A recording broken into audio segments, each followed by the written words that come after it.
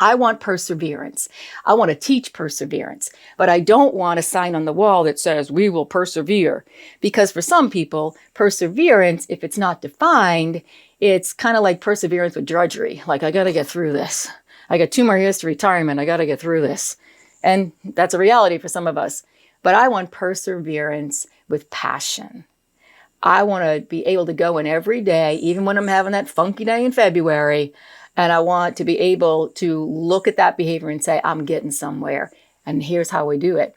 I'm getting somewhere. If that kid is screaming and crying and running out the room or swearing at me and skipping school and all that stuff, and all of a sudden they show up and they're sitting in the classroom and maybe they're not doing anything. They just look at me and go, okay, I'm here.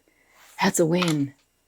That's a win. If I'm having morning circle and you're sitting under the table, but you were trashing the room 6 weeks ago, that's a win.